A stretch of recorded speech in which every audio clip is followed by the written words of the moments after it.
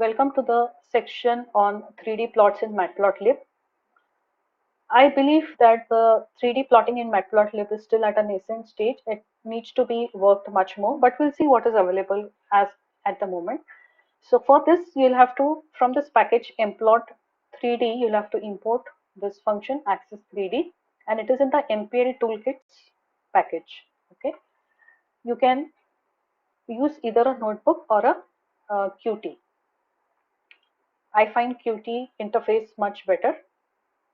So just let me restart and run all again. We are going to, so in the 3D axis, there would be three axes, X, Y, and the Z axis. So I'm going to take this, some data points for X, Y, and Z. Only thing to be noted is that this has to be same length. Then you will initialize the figure variable, plt.figure. And there are two things in the figure variable. One is the get current axis, second is the get current figure. We will take the get current axis and we'll say the projection is 3D. This you're going to assign to a variable called ax. Then you're going to plot the scatter plot ax.scatter and give your iterables which are there on the x, y, and the z axis. Give a label, the color, the marker, and you will also do a ax.legend. So let's run this, and you would see a 3D plotting, and you can interact with this plot. Okay. You can mention the labels for the X label, the Y label, and the Z label. And you can see how your data looks like. So like the scatter plot, you can also do it for the line. So let's suppose you have the same data point and your projection is still 3D.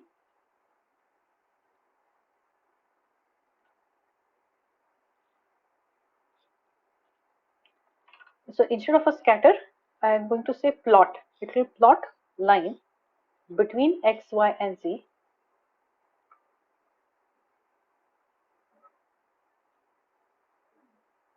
So this is your 3D line. So this 3D line doesn't make that much sense, but probably if you have bar charts, etc., and you would like to see it in 3 dimension, that would still look good. But this is one way which is available. I believe it needs to be furthermore improved so that it can really be professional looking. Let's suppose we draw a different kind of graph here, like the sine wave and the cosine wave.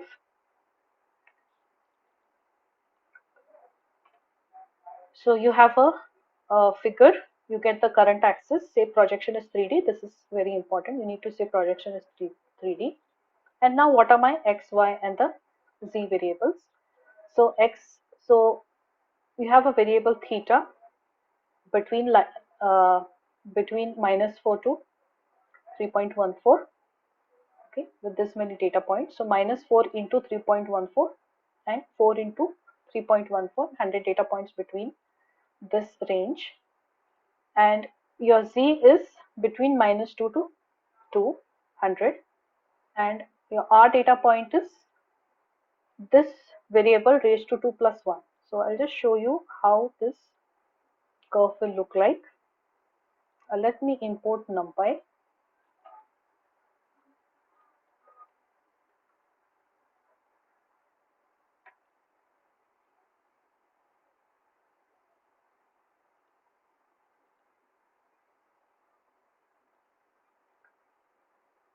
Okay, so if you are actually looking at this kind of curves, then it is really valuable to see it in your 3D projections. Okay, so your data should make sense. Okay, so this curve really looks, I mean, you can make sense out of this curve. Similarly, when you will use contours, so in machine learning, you are going to use contours and you're going to find and you're going to visualize how your contours look like, that is the time you can use this 3D plotting. So in machine learning, most of your data, it will be two-dimensional data and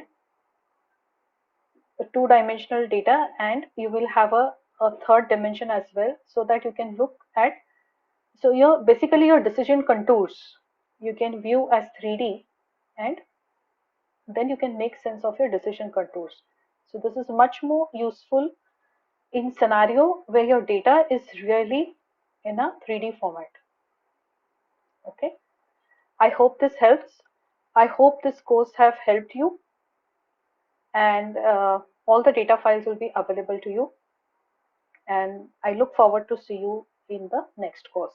Thank you so much. Thank you.